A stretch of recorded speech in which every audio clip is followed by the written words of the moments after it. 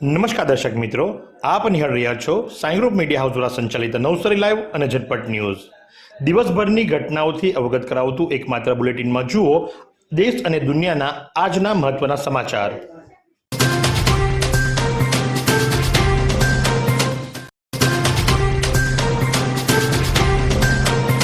કલા ઉત્સવમાં વિદ્યા મંદિર માછિયા વાસણની મનસ્વી પટેલ તાલુકા કક્ષાએ ઝળકી.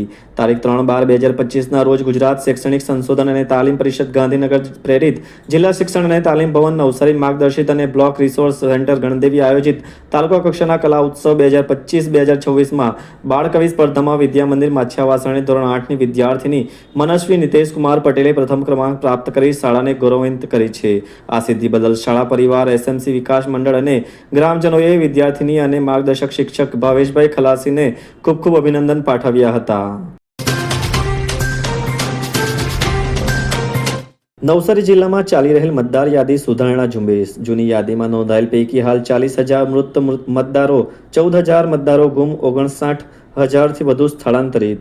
સમગ્ર રાજ્ય સહિત નવસારી જિલ્લામાં પણ હાલ મતદાર યાદી સુધારણા ઝુંબેશ ચાલી રહી છે, જેમાં નવસારી જિલ્લાની જૂની મતદાર યાદીમાં નોંધાયેલ મતદારો પૈકી હાલ 40,000 મતદારો તો મૃતક હોવાનું તેમજ 59,000થી વધુ મતદારો અન્યત્ર સ્થળાંતર કરી ગયા હોવાની જાણકારી મળી છે.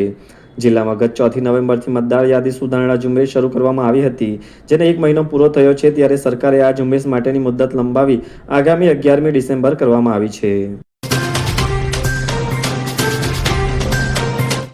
નેશનલ હાઈવે નંબર 48 પર બોરિયાજ ટોલનાકા નજીકથી શાકભાજીની આડમાં વહન થતો 4.62 લાખનો દારૂ પકડાયો. નવસારી જિલ્લામાંથી દારૂની હેરફેર અને વેચાણની પ્રવૃત્તિ અંકુશમાં લેવા માટે જિલ્લા પોલીસની ટીમો સતત તપાસ વર્કઆઉટ સાથે પેટ્રોલિંગમાં રહે છે.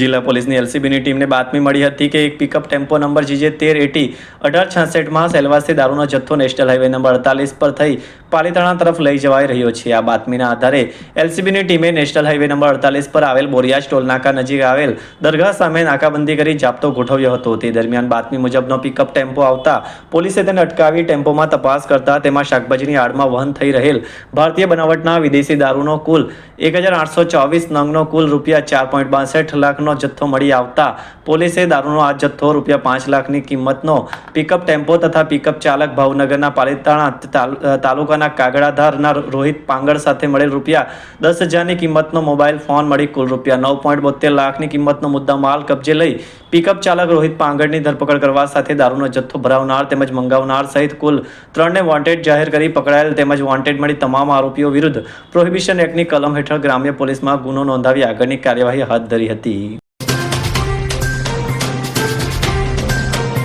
નવસારીમાં વિશ્વ દિવ્યાંગ દિન નિમિત્તે જનજાગૃતિ રેલી યોજાઈ. દિવ્યાંગોએ શિવ તાંડવ રજૂ કર્યું. રમતોત્સવ યોજાયો. નવસારીમાં માનવ કલ્યાણ ટ્રસ્ટ સંચાલિત મમતા મંદિર દ્વારા વિશ્વ દિવ્યાંગ દિન નિમિત્તે જનજાગૃતિ રેલી આયોજિત કરાઈ હતી. 3 ડિસેમ્બર 2025ના રોજ યોજાયેલા આ રેલીનો હેતુ સમાજમાં દિવ્યાંગો પ્રત્યે જાગૃતિ ફેલાવવાનો હતો. આ રેલીને જલાલપોરના ધારાસભ્ય આરસી પટેલ, મમતા મંદિરના ઉપપ્રમુખ ઘનશ્યામભાઈ પટેલ અને મંત્રી વિરાટભાઈ કોઠારીએ લીલી ઝંડી બતાવી પ્રસ્થાન કરાવ્યું હતું. પ્રસ્થાન પૂર્વે મહાત્મા ગાંધીજીની પ્રતિમાને સૂતરની આંટી પહેરાવી વંદના કરવામાં આવી હતી. આ રેલી એરુચા રસ્તાથી મમતા મંદિર સુધી યોજાઈ હતી. જેસીઆઈ વાસદા રોયલ દ્વારા ઉનાઈ ચરવી ગામના નિરાધાર સુરેખાબેનને નવું ઘર બનાવી આપશે. વાસદા તાલુકાના ઉનાઈ ચરવી ગામે જેસીઆઈ વાસદા રોયલ દ્વારા એક નિરાધાર મહિલા સુરેખાબેન નટુભાઈ પટેલ માટે નવા મકાનનું ખાતમુહૂર્ત કરવામાં આવ્યું છે. સુરેખાબેનનું મકાન તૂટી પડ્યા બાદ જેસીઆઈ રોયલે તેમને નવું ઘર બનાવી આપવાનો નિર્ણય લીધો હતો. ઘટનાની જાણ જેસીઆઈ વાસદા રોયલના પ્રમુખ જેસી વિજયભાઈને થતાં તેમણે તાત્કાલિક સ્થળની મુલાકાત લીધી હતી અને સુરેખાબેનની નિરાધાર સ્થિતિ જોઈને તેમને મકાન બનાવી આપવાની જરૂરિયાત જણાતા જેસીઆઈ રોયલની તાત્કાલિક બેઠક બોલાવવામાં આવી હતી. આ બેઠકમાં 2 દિવસમાં નિર્ણય લેવાયા બાદ નવા મકાનનું ભૂમિપૂજન કરવામાં આવ્યું હતું.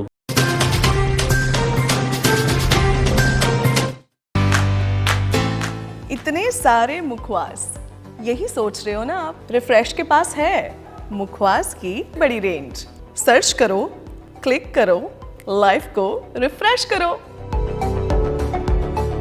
વિકસિત ગુજરાત @ 2047 અંતર્ગત ખેરગામ ખાતે તાલુકા કક્ષાનો કલા ઉત્સવ યોજાયો.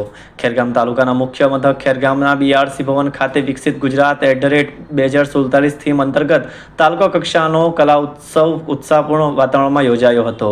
આ કલા ઉત્સવમાં નાંદાઈ પ્રાથમિક શાળા, પાટી પ્રાથમિક શાળા, વિદ્યા મંદિર પણંજ પ્રાથમિક શાળા, કન્યા શાળા ખેરગામ, વાડ ઉતાર ફળિયા પ્રાથમિક શાળા, દેવરપાડા પ્રાથમિક શાળા, દેશમુખ ફળિયા, કાકડવેરી પ્રાથમિક શાળા, મંદિર ફળિયા આછવણી પ્રાથમિક શાળા, બંધાર ફળિયા પ્રાથમિક શાળા આછવણી અને કૃતિ ખડક પ્રાથમિક શાળા બહેજ સહિતની શાળાઓના વિદ્યાર્થીઓ પોતાની ઉત્તમ કલા પ્રતિભા દર્શાવી હતી. વાત કરીએ આજના હવામાનની તો આજનું મહત્તમ તાપમાન 30.7°C જ્યારે લઘુત્તમ તાપમાન 16°C રહ્યું હતું. હવામાં ભેજનું પ્રમાણ સવારે 95% તો સાંજે 39% રહ્યું હતું. હવાની ગતિ 3.3 કિલોમીટર પ્રતિ કલાકની ઝડપે રહી હતી. સામાજિક અને ન્યાય અધિકારીતા વિભાગ અને આદિજાતિ વિભાગ તરફથી સમાજ કલ્યાણ અધિકારીની કચેરી નવસારી દ્વારા સરસ્વતી સાધના યોજના અંતર્ગત ધોરણ 9ની કન્યાઓને કરાયેલ દરખાસ્ત અને એલિજિબિલિટી અન્વયે સરકાર તરફથી નિઃશુલ્ક સાયકલ આપવામાં આવે છે, જે અંતર્ગત વર્ષ 2024-2025 અને 2025-2026ની 42 વિદ્યાર્થીનીઓની કરેલ દરખાસ્ત અન્વયે ગઈકાલે તારીખ 2/12/2025 મંગળવારે શાળામાં વિદ્યાર્થીનીઓને સાયકલનું વિતરણ કરવામાં આવ્યું. આ પૂર્વે તારીખ 18/9/2025 ગુરુવારે બક્ષીપંચ કેટેગરીની 105 વિદ્યાર્થીનીઓને દરખાસ્ત આધારિત સાયકલનું વિતરણ કરવામાં આવ્યું હતું. ડોક્યુમેન્ટેશન માટે ધોરણ 9ના વર્ગ શિક્ષક મિત્રો, વાલી મિત્રો તથા શાળાના વહીવટી ક્લાર્ક વગેરેને ખૂબ ખૂબ અભિનંદન પાઠવવામાં આવ્યા હતા. જલાલપુર તાલુકાના અરસણા ગામની શ્રમિક મહિલાની 108 એમ્બ્યુલન્સમાં પ્રસૂતિ કરાવાઈ. નવજાત શિશુના ગળામાં ફસાયેલ ગર્ભનાળને 2 ફિંગર મેથડની હટાવી શિશુનો જીવ બચાવાયો. જલાલપુર તાલુકાના અરસણા ગામ ખાતે યુપીથી મજૂરી કામ માટે આવેલ એક શ્રમિક પરિવારની મહિલા સગર્ભા હતી, જેની પ્રસૂતિનો દુખાવો ઉપડતા તેને 108 એમ્બ્યુલન્સ મારફત હોસ્પિટલમાં ખસેડવામાં આવી હતી. તે દરમિયાન રસ્તામાં તેને લેબર પેઇન શરૂ થતી જતા 108 EMT અને એમ્બ્યુલન્સે અટકાવી એમ્બ્યુલન્સમાં જ પ્રસૂતિ સફળતાપૂર્વક કરાવી હતી. જોકે પ્રસવ દરમિયાન નવજાતના ગળામાં ગર્ભનાળ વીંટળાયેલ હોવાથી નવજાતના જીવને જોખમ હતું, પરંતુ EMTએ 2 ફિંગર મેથડનો ઉપયોગ કરી નવજાતનો જીવ બચાવ્યો હતો. સફળ પ્રસૂતિ બાદ માતા અને શિશુ બંનેની હાલત સ્થિર છે. ઉનાઈ ખાતે આવેલું પવિત્ર યાત્રાધામમાં સરકાર દ્વારા રામ મંદિર બનાવવાનું કામ ટલ્લે ચડ્યું. 1.76 કરોડના ખર્ચે બનનારા રામજી મંદિરનું 21 મહિના પહેલા મુખ્યમંત્રીના હસ્તે ભૂમિપૂજન કરાયું હતું. રામજી મંદિર ઉનાઈ માતાજી મંદિર ટ્રસ્ટના પરિસરમાં આવેલ છે. ટ્રસ્ટનું સંચાલન નેતાઓ અને સરકારી બાબુઓના હાથમાં છે.